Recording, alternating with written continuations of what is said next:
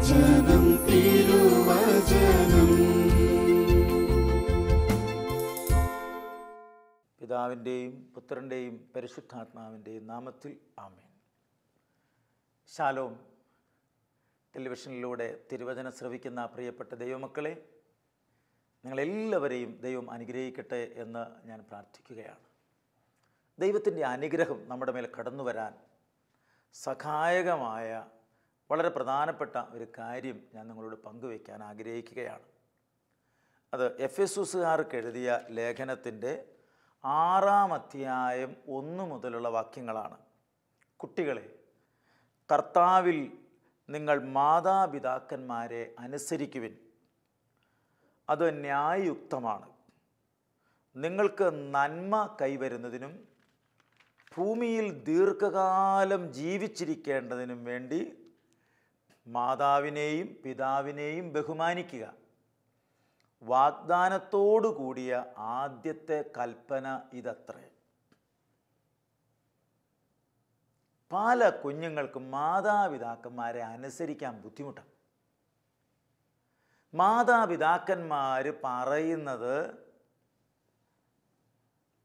രണ്ട് ശത്രുക്കൾ പറയുന്നത് പോലെയാണ് അവർ സ്വീകരിക്കുന്നത്. മാതാപിതാക്കന്മാർ തന്നെ വന്ന് എത്രയോ സങ്കടമാണ് പറയുന്നത്. ഞങ്ങളുടെ കുഞ്ഞുങ്ങളെ കൊണ്ട് മടുത്തു, ഞങ്ങൾ എന്തു പറഞ്ഞാലും അവരനുസരിക്കുന്നില്ല. അനുസരിക്കണമെങ്കിൽ എന്തെങ്കിലുമൊക്കെ ചെയ്തു കൊടുക്കണം. ഞാനത് ചെയ്യണോ, എനിക്കൊരു മൊബൈൽ വാങ്ങിച്ചതാ. ഞാനത് ചെയ്യണോ, എനിക്കൊരു ബൈക്ക് മേടിച്ചതാ. ഞാനത് ചെയ്യണോ, എനിക്ക് ഇന്ന സാധനം വാങ്ങിച്ചു തരിക. ഞാനത് ചെയ്യണോ, എനിക്ക് ടൂർ പോകാനായിട്ട് കാശുതാ. ഞാനത് ചെയ്തണോ, എനിക്ക് പാൻറ്റും ഷർട്ടും ഇന്നത് മേടിച്ച് തരിക.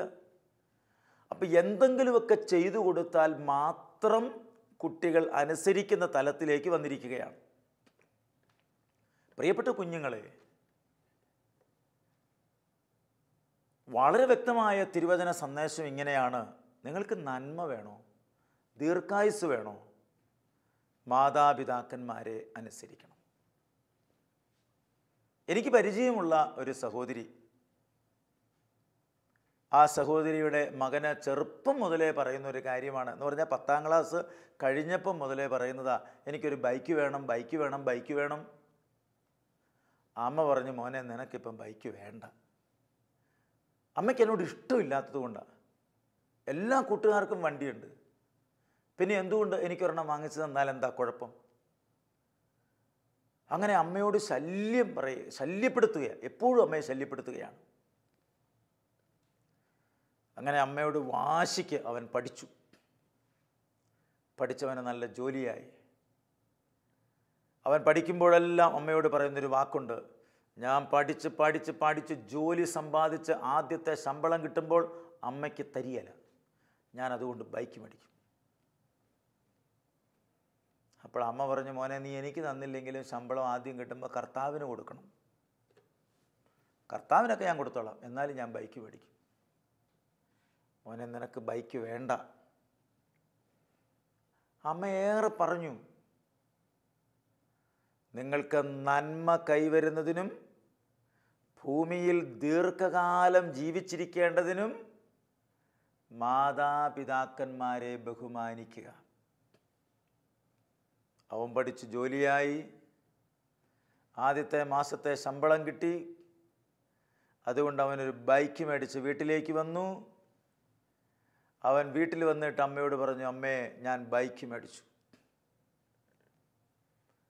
അമ്മ പറഞ്ഞു, മോനെ ദൈവം നിന്നെ അനുഗ്രഹിക്കട്ടെ. അവനൊരു വാക്കും കൂടെ കൂട്ടിച്ചേർത്തു, അമ്മ എനിക്ക് മേടിച്ചു തന്നില്ലെങ്കിലും എൻ്റെ ഒരു വാശിയായിരുന്നു ഞാൻ മേടിക്കുക എന്നത്. അമ്മ അപ്പോഴും പറഞ്ഞു, എനിക്കിപ്പോഴും ഇതിഷ്ടമില്ല. ജോലിക്ക് പോയി, അന്നവൻ തിരിച്ച് ബൈക്കിലല്ല വന്നത്, ഒരു പാണ്ടി ലോറിയുമായി കൂട്ടിയിടിച്ച് അവൻ മരിച്ചുപോയി. അവൻ്റെ അപ്പം മരിച്ചിട്ട് 2 വർഷമായതേ ഉള്ളൂ. ആ കുടുംബത്തിൽ 2 മക്കളാണ്, ഒരു പെങ്കൊച്ച്, പിന്നെ ഈ പയ്യൻ. അവൻ്റെ ബോഡി വീട്ടിലേക്ക് കൊണ്ടുവരുമ്പോൾ ഈ ചേച്ചിയെ എന്തു പറഞ്ഞ് ആശ്വസിപ്പിക്കും? പ്രാർത്ഥനാരൂപിയുള്ള എന്നും ദൈവത്തിൽ ശരണപ്പെടുന്ന ആ സഹോദരിയോട് കർത്താവ് പറയുകയാണ്, ശാന്തമാവുക, ഞാൻ ദൈവമാണെന്നറിയുക. ആ അമ്മച്ചിയുടെ മനസ്സിലെ സങ്കടമെല്ലാം മാഞ്ഞുപോയി. ദൈവമേ, നീ തന്ന മകൻ, അവനെ നീ തന്നെ തിരിച്ചെടുത്തിരിക്കുന്നു. ആ അമ്മ പറഞ്ഞതനുസരിച്ചിരുന്നുവെങ്കിൽ അവന് ദീർഘായുസ്സുണ്ടാകുമായിരുന്നു.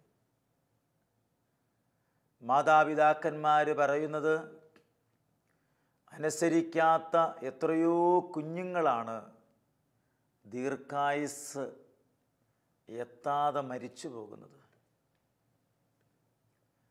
ചില കുഞ്ഞുങ്ങളൊക്കെ റോട്ടിലൂടെ ബൈക്കും മറ്റുമൊക്കെ ഓടിച്ചു പോകുമ്പോൾ വളരെ സ്പീഡിൽ ഓടിക്കാൻ ഉള്ളിൽ പ്രേരണ തരുന്നത് സാത്താനാണ്. നമ്മുടെ ജീവൻ അപകടത്തിലാക്കുക എന്നത് സാത്താൻ്റെ ലക്ഷ്യമാണ്. നമ്മളെ ഏതെങ്കിലും അപകടത്തിൽപ്പെടുത്തി നമ്മളിലൂടെ ലോകത്തിലുണ്ടാകേണ്ട നന്മ സാത്താൻ മുടക്കുകയാണ്. അതുവഴി ആ കുടുംബത്തിന് കിട്ടേണ്ട അനുഗ്രഹം, അവൻ്റെ ജീവിതം വഴി, അവൻ ഈ ലോകത്തിൽ ജീവിക്കുന്നത് വഴി കുടുംബത്തിൽ അനുഗ്രഹം ഉണ്ടാകേണ്ടതാണ്. അപ്പൻ്റെ വാക്ക് അനുസരിക്കാതെ, അമ്മയുടെ വാക്കനുസരിക്കാതെ പ്രവർത്തിച്ച് പലരും തകർന്നു പോവുകയാണ്.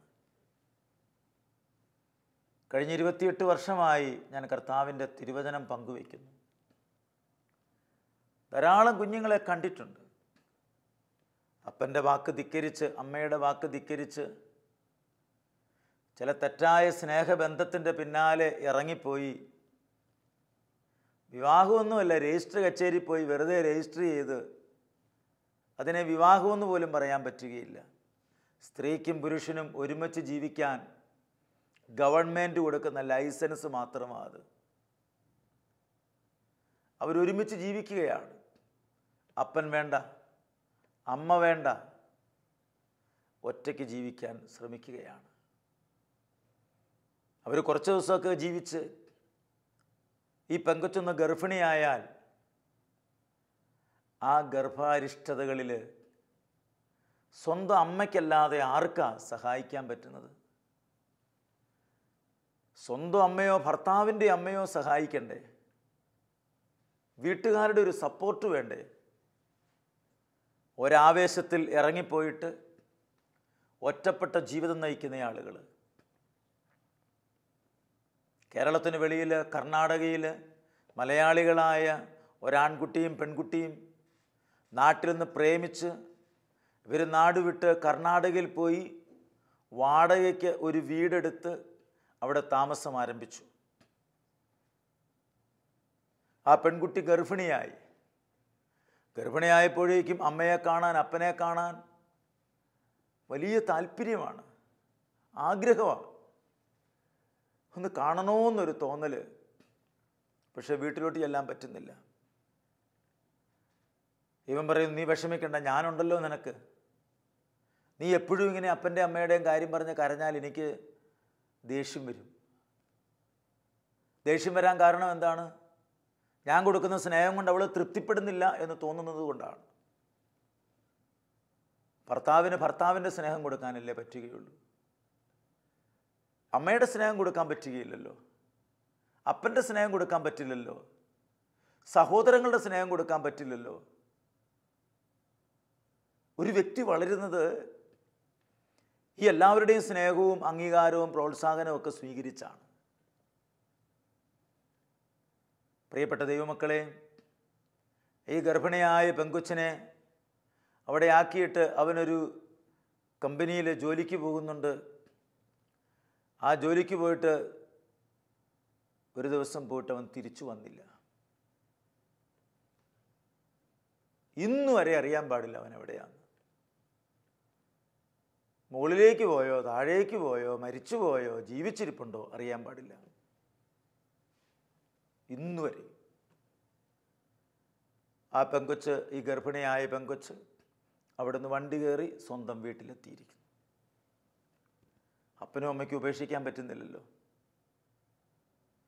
നിങ്ങൾക്ക് ദീർഘായുസ്സുണ്ടാകാൻ, ജീവിതത്തിൽ നന്മയുണ്ടാകാൻ മാതാപിതാക്കന്മാരെ നിങ്ങൾ ബഹുമാനിക്കണം.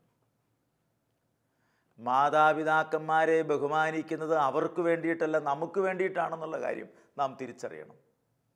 നാം അവരെ ബഹുമാനിക്കുന്നത് വഴി അവർക്കല്ല പ്രിയരെ അനുഗ്രഹം, അനുഗ്രഹം നമുക്ക് തന്നെയാണ്. നമുക്ക് തന്നെ അതുകൊണ്ട് നേട്ടമുള്ളത്, നമ്മുടെ ജീവിതം അനുഗ്രഹമായിത്തീരുന്നത്. അതുകൊണ്ട് മാതാപിതാക്കന്മാരെ അനുസരിക്കുമ്പോൾ, അവർ പറയുന്നത് കേൾക്കുമ്പോൾ, അവർക്ക് അറിവില്ല, ബൈബിൾ പറയുന്നുണ്ടല്ലോ, അവർക്ക് അറിവ് കുറവാണെങ്കിലും സഹിഷ്ണുത കാണിക്കണം. പ്രഭാഷകൻ്റെ പുസ്തകത്തിൽ നമ്മൾ വായിക്കുകയാണ്. പ്രഭാഷകൻ്റെ പുസ്തകം 3-ാം അധ്യായത്തിൽ നാം വായിക്കും. പ്രഭാഷകൻ്റെ പുസ്തകം 3-ാം അധ്യായം 1 മുതൽ 16 വരെയുള്ള വാക്യങ്ങളിൽ നമ്മൾ കാണുന്നത് മാതാപിതാക്കന്മാരെ ബഹുമാനിക്കേണ്ടതിൻ്റെ ആവശ്യകതയാണ് അവിടെ പറഞ്ഞു വച്ചിരിക്കുന്നത്. കുഞ്ഞുങ്ങളെ, നിങ്ങളുടെ പിതാവായി എൻ്റെ വാക്ക് കേൾക്കുവിൻ, സുരക്ഷിതരായിരിക്കാൻ അതനുസരിച്ച് പ്രവർത്തിക്കുവിൻ. എത്ര വ്യക്തമാണ് തമ്പുരാൻ്റെ വചനം. സുരക്ഷിതരായിട്ടിരിക്കണമെങ്കിൽ നമുക്ക് സുരക്ഷിതത്വം വേണ്ടേ പ്രിയരെ? വീടിൻ്റെ അതിർത്തിയിൽ 4 പട്ടിയെ കെട്ടിയാലോ ഗേറ്റ് പൂട്ടിയാലോ സുരക്ഷിതത്വമാണെന്ന് കരുതരുത്. അടച്ചു പൂട്ടപ്പെട്ട മുറിക്കുള്ളിലായാൽ സുരക്ഷിതത്വമാണെന്ന് കരുതരുത്. അതൊന്നുമല്ല സുരക്ഷിതത്വം. അപ്പൻ്റെ അമ്മയുടെയും അനുഗ്രഹത്തിൻ്റെ ഒരു സുരക്ഷിതത്വമുണ്ട് പ്രിയരെ. അവരുടെ അനുഗ്രഹം നമുക്ക് ആവശ്യമാണ്, അത് ലഭിക്കണം. അവരുടെ അനുഗ്രഹമില്ലെങ്കിൽ നമുക്ക് മുന്നോട്ട് പോവുക സാധ്യമല്ല. കുഞ്ഞുങ്ങളെ, നിങ്ങളുടെ പിതാവായി എൻ്റെ വാക്ക് കേൾക്കുവിൻ, സുരക്ഷിതരായിരിക്കാൻ അതനുസരിച്ച് പ്രവർത്തിക്കുവിൻ. മക്കൾ പിതാവിനെ ബഹുമാനിക്കണമെന്ന് കർത്താവ് ആഗ്രഹിക്കുന്നു. മക്കൾ പിതാവിനെ ബഹുമാനിക്കണമെന്ന് കർത്താവ് ആഗ്രഹിക്കുന്നു. നമ്മളെ സൃഷ്ടിച്ച് വളർത്തി വലുതാക്കിയ ദൈവത്തിൻ്റെ ആഗ്രഹമാണ് മാതാപിതാക്കന്മാരെ ബഹുമാനിക്കണം എന്നത്. ബഹുമാനിക്കുക എന്ന് പറയുമ്പോൾ സ്കൂളിൽ പഠിക്കുന്ന കുഞ്ഞുങ്ങൾ, സ്കൂളിൽ പഠിക്കുന്ന കുട്ടികൾ, കോളേജിൽ പഠിക്കുന്ന കുട്ടികൾ, ടീച്ചേഴ്സ് വരുമ്പോൾ, പ്രൊഫസേഴ്സ് വരുമ്പോൾ നമ്മൾ എഴുന്നേൽക്കുന്നു, ഗുഡ് മോർണിംഗ് പറയുന്നു, അവരെ വിഷ് ചെയ്യുന്നു. ഇതുപോലെയാണോ നമ്മൾ മാതാപിതാക്കന്മാരെ ബഹുമാനിക്കുന്നത്? മാതാപിതാക്കന്മാരെ ബഹുമാനിക്കുക എന്ന് പറഞ്ഞാൽ അവരെ അനുസരിക്കുക, അവരെ സഹായിക്കുക, അവർക്ക് വേണ്ടുന്ന കാര്യങ്ങൾ ചെയ്തു കൊടുക്കുക, അവരുടെ സന്തോഷത്തിൽ പങ്കുചേരുക, അവരുടെ ദുഃഖത്തിൽ പങ്കുചേരുക. ദുഃഖത്തിൽ പങ്കുചേരുക എന്ന് പറഞ്ഞാൽ മാതാപിതാക്കന്മാർ വളർന്നു വന്ന സാഹചര്യത്തിൽ അവരുടെ ജീവിതത്തിലുണ്ടായിട്ടുള്ള കഷ്ടപ്പാടുകളും വേദനകളും, അവരേറെ കഷ്ടപ്പെട്ട് നമ്മളെയൊക്കെ വളർത്തി, ആ കഷ്ടപ്പാടിൻ്റെ കഥ കേൾക്കാൻ താല്പര്യമില്ലാത്ത കുഞ്ഞുങ്ങളുണ്ട്. എന്തിനാണ് അവർ ആ കഷ്ടപ്പാടിൻ്റെ കഥ പറയുന്നത്? ആ കഷ്ടപ്പാടിൻ്റെ നടുവിൽ ദൈവം എന്നെ സംരക്ഷിച്ചു എന്ന് പറയാനാണ് അവർ ശ്രമിക്കുന്നത്. അതുകൊണ്ട് മക്കളെ, നിങ്ങളുടെ ജീവിതത്തിലും കഷ്ടപ്പാടുണ്ടാകുമ്പോൾ ദൈവം സംരക്ഷിക്കും എന്നൊരു സന്ദേശമാണ് നൽകാൻ ആ മാതാപിതാക്കന്മാർ ആഗ്രഹിക്കുന്നത്. പക്ഷേ ആധുനിക ലോകത്തിലെ മനുഷ്യന് കഷ്ടപ്പാടുകളൊന്നും വേണ്ട, കഷ്ടപ്പാട് സ്വീകരിക്കാൻ താല്പര്യമില്ല.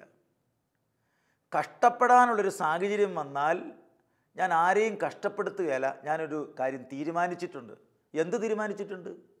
മരിക്കാൻ തീരുമാനിച്ചിരിക്കുന്നു.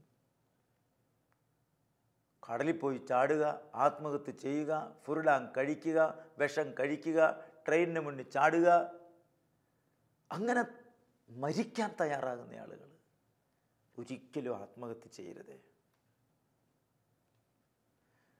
കഷ്ടപ്പാടിൻ്റെ നടുവിൽ കടന്നു വരുന്ന ദൈവം നമുക്കുണ്ട്. കാണപ്പെട്ട ദൈവങ്ങളാണ് നമ്മുടെ മാതാപിതാക്കന്മാർ. അവർ നമ്മുടെ കൂടെയുണ്ടെങ്കിൽ നമ്മുടെ ജീവിതത്തിൽ എന്നും അനുഗ്രഹമാണ് പ്രിയരെ. നമ്മൾ പ്രതീക്ഷിക്കുന്നത് പോലെ അവർക്ക് നമ്മളെ സഹായിക്കാൻ പറ്റിയെന്ന് വരികയില്ല. എൻ്റെ കൂട്ടുകാരൻ്റെ അമ്മ കൂട്ടുകാരന് ബൈക്ക് മേടിച്ചു കൊടുത്തിട്ടുണ്ടാവാം. അവന് നല്ല ഡ്രസ്സ് വാങ്ങിച്ചു കൊടുത്തിട്ടുണ്ടാവാം, അവന് വേണ്ടതെല്ലാം ചെയ്തു കൊടുത്തിട്ടുണ്ടാവാം.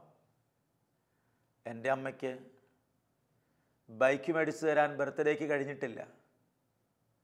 പക്ഷെ അമ്മ ഒരു പേന നമുക്ക് തന്നെങ്കിൽ അത് അമ്മ തന്ന സമ്മാനമാണ്. ബൈക്ക് സമ്മാനം കിട്ടിയാലും പേന സമ്മാനം കിട്ടിയാലും എൻ്റെ അമ്മ എനിക്ക് തന്നു. അമ്മയുള്ളപ്പോഴല്ലേ അത് നമുക്ക് തരികയുള്ളൂ. അമ്മയില്ലെങ്കിൽ ഒരു പേന പോലും നമുക്ക് കിട്ടുകയില്ലല്ലോ. അതുകൊണ്ട് പ്രിയപ്പെട്ട കുഞ്ഞുങ്ങളെ, മാതാപിതാക്കന്മാരെ നാം കണ്ണീര് കുടിപ്പിക്കരുത്, അവരെ നാം വേദനിപ്പിക്കരുത്. പ്രഭാഷകന്റെ പുസ്തകത്തിൻ്റെ 7-ാം അധ്യായം 28-ാം വാക്യത്തിൽ നാം ഇങ്ങനെ വായിക്കും: നൊന്തുപെറ്റ അമ്മയെ മറക്കരുത്. മാതാപിതാക്കന്മാരാണ് നിനക്ക് ജന്മം നൽകിയതെന്ന് ഓർക്കുക. അവരുടെ ദാനത്തിന് നീ എന്ത് പ്രതിഫലം നൽകും?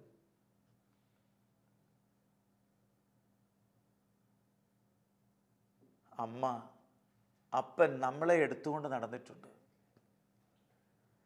നമുക്കും അവരെ എടുത്തുകൊണ്ട് നടക്കാനുള്ള ഒരു സമയമുണ്ട്. അവർ പ്രായമാകുമ്പോൾ ഒരു കട്ടിലിൽ നിന്ന് അടുത്ത കട്ടിലേക്ക് എടുത്തു കിടത്താനോ, എടുത്തുകൊണ്ട് ഹോസ്പിറ്റലിൽ കൊണ്ടുപോകാനോ, എടുത്ത് ബാത്റൂമിൽ കൊണ്ടുപോകാനോ അതും അധികം കാലങ്ങളില്ലല്ലോ. അതുകൊണ്ട് നമുക്ക് നന്മ കൈവരണോ, ജീവിതത്തിൽ അനുഗ്രഹം വേണോ, മാതാപിതാക്കന്മാരെ നാം ബഹുമാനിക്കണം. പിതാവിനെ ബഹുമാനിക്കുന്നവൻ തൻ്റെ പാപങ്ങൾക്ക് പ്രായശ്ചിത്തം ചെയ്യുന്നു. തിരുവചനം പഠിപ്പിക്കുകയാണ്, പിതാവിനെ ഒരു വ്യക്തി ബഹുമാനിച്ചാൽ അവൻ്റെ പാപത്തിന് പ്രായശ്ചിത്തമായി തീരുകയാണ്. അമ്മയെ മഹത്വപ്പെടുത്തുന്നവൻ നിക്ഷേപം കൂട്ടിവെക്കുന്നു. നിങ്ങൾ ഭൂമിയിൽ നിക്ഷേപം കരുതി വയ്ക്കരുത്, സ്വർഗത്തിൽ നിക്ഷേപം കരുതി വയ്ക്കുവിൻ. മാതാപിതാക്കന്മാരെ നമ്മൾ സ്നേഹിക്കുകയും ശുശ്രൂഷിക്കുകയും ചെയ്യുന്നത് വഴി സ്വർഗത്തിൽ നിക്ഷേപം കൂടുകയാണ്. അതുകൊണ്ട് പ്രിയപ്പെട്ട ദൈവമക്കളെ, നമ്മുടെ അപ്പനും അമ്മയൊക്കെ എന്ത് പറഞ്ഞാലും അത് നമ്മുടെ അപ്പനും അമ്മയാണ്. എന്തു പറഞ്ഞാലും എനിക്ക് ജന്മം നൽകിയ എൻ്റെ അപ്പനും അമ്മയാണ്. ചില കുഞ്ഞുങ്ങൾ മാതാപിതാക്കന്മാരോട് ചോദിക്കുക, എന്തിനാ എനിക്ക് ജന്മം നൽകിയതെന്ന്. നമ്മൾ പ്രതീക്ഷിക്കുന്നത് പോലെ കാര്യങ്ങൾ നടക്കാത്തപ്പോഴാണല്ലോ അപ്പനോടും അമ്മയോടും ഈ ചോദ്യം. മക്കൾ ദൈവത്തിൻ്റെ സൗജന്യദാനം, ഉദരഫലം ഒരു സമ്മാനവും. അമ്മയുടെ ഉദരത്തിൽ ദൈവം തന്നെയാണ് നമ്മളെ മെനഞ്ഞത്. അവിടുന്നാണ് എൻ്റെ അന്തരംഗത്തിന് രൂപം നൽകിയതെന്ന് സങ്കീർത്തനം 139 നമ്മൾ വായിക്കുന്നുണ്ട്. അതുകൊണ്ട് പ്രിയപ്പെട്ട ദൈവമക്കളെ, നിങ്ങൾക്ക് നന്മ കൈവരുന്നതിനും ഭൂമിയിൽ ദീർഘകാലം ജീവിച്ചിരിക്കേണ്ടതിനും മാതാപിതാക്കന്മാരെ ബഹുമാനിക്കുവിൻ. പിതാവിനെ ബഹുമാനിക്കുന്നവനെ അവൻ്റെ മക്കൾ സന്തോഷിപ്പിക്കും. നമ്മൾ നമ്മുടെ മാതാപിതാക്കന്മാരെ ബഹുമാനിച്ചാൽ നമ്മുടെ മക്കൾ നമ്മളെ ബഹുമാനിക്കും. നമ്മുടെ മക്കൾക്ക് നമ്മളോട് താല്പര്യവും സ്നേഹവും ഉണ്ടാവും. നമ്മൾ നമ്മുടെ മാതാപിതാക്കന്മാരോട് എങ്ങനെയാണോ പെരുമാറുന്നത് എന്ന് നമ്മുടെ മക്കൾ നോക്കിക്കൊണ്ടിരിക്കുകയാണ്. ഇന്ന് നമ്മുടെ മക്കൾ നമുക്കെതിരായി നിലകൊള്ളുന്നുവെങ്കിൽ പ്രിയപ്പെട്ട മാതാപിതാക്കന്മാരെ ശ്രദ്ധിക്കണം. നമ്മൾ നമ്മുടെ മാതാപിതാക്കന്മാരോട് എങ്ങനെയാണ് പെരുമാറുന്നത് എന്ന്. അതുകൊണ്ട്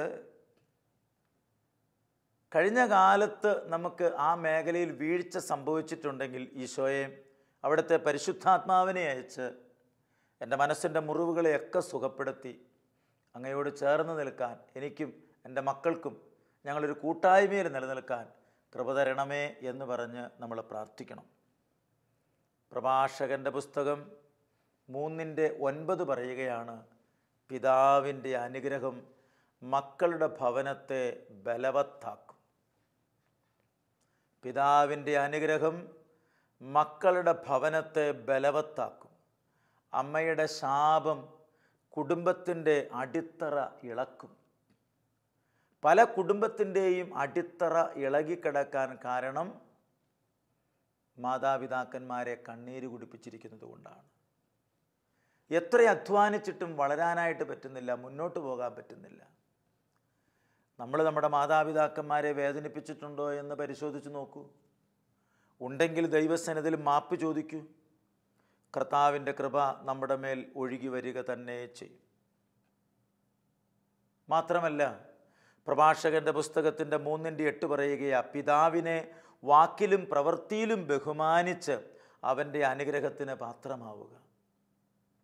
വാക്കുകൊണ്ട് പ്രവൃത്തി കൊണ്ട് ഒക്കെ അവരെ ബഹുമാനിക്കണം. മറ്റുള്ളവരുടെ മുമ്പിൽ വെച്ച് അവരെ താറടിച്ച് അവരെ ഇല്ലാതാക്കി മോശക്കാരാക്കി എല്ലാവരുടെയും മുമ്പിൽ വെച്ച് അവരെ കളിയാക്കി, നിങ്ങൾ എന്താ എനിക്ക് വേണ്ടി ചെയ്തു തന്നിട്ടുള്ളത്?